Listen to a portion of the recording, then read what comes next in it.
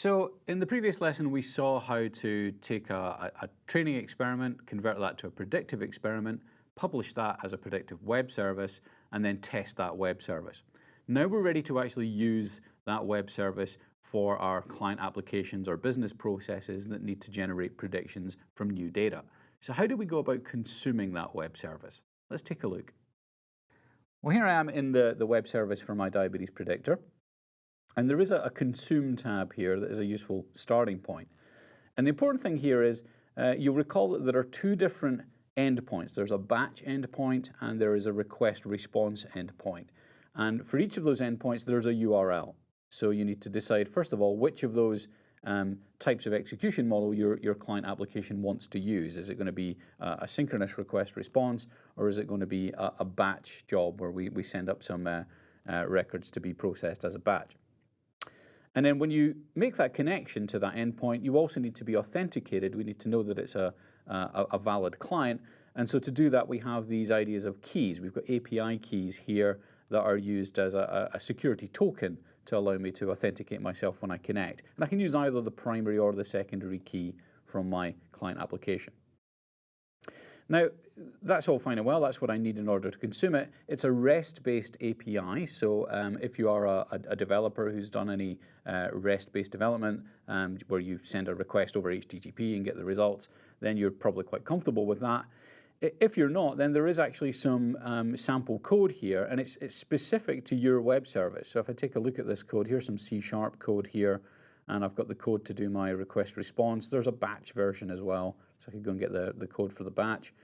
And it's actually passing in the parameters that are specific to my web service. So it's code specifically for my web service. It should just actually run as it is. And I've got some C#, some Python 3, and some R code there. So as a starting point, if you're using any of those languages, then there's code there already that you can immediately go and use. Now, additionally, there are other ways that we consume web services. There are various plugins and add-ins for different components, including Microsoft Excel. And I've got a couple of links here where I can go and open up Excel and consume the web service from there. Now, I'm not going to do that because that's going to automatically configure everything, and I want to show you all the steps to configure it yourself. But it's a very easy way to test it just by opening Excel. So let's take a look at how we might do that. So here I am in Excel. And I've got some data here, and I want to use my web service, consume my web service to make some predictions from this data.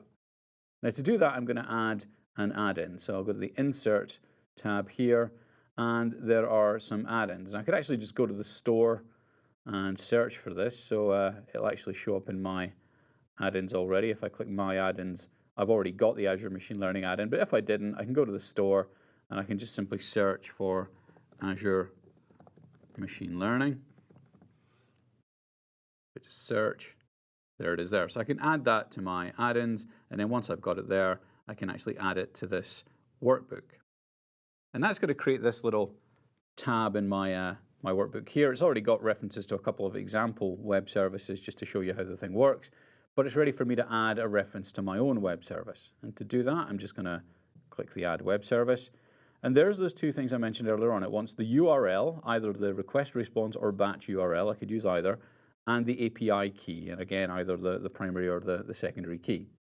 So we'll go back to our web service information here. I'm just going to use the request response API, so we'll just go and copy that to the clipboard, and we'll put that URL in here. And then I need the API key, so we'll go back, and we'll just use the primary key in this case. And I'll paste that in there as well. And I'm doing this in Excel installed on my local computer. You can also do this in Excel online if you're using Excel in your Outlook.com account or something like that. So we'll go and add that reference. And that goes in and connects. I can actually go back and see that it's added that to my list of web services here. When I open it up, I've got the option to view the schema. So if I'm not familiar with the web service, I can go and take a look, and I can see here are the inputs that are required. And here are the outputs that are returned, so the patient ID, physician, diabetes prediction, and probability. So I get some information about the schema, and then I'm ready to go and send up the input data and get the output data. So what I'm actually going to do is I'm going to select this data that I've already got in here, and we'll just tell it that's where the input data is. And I've selected the first row as well, so that includes the headers. So I've got the column headers already selected.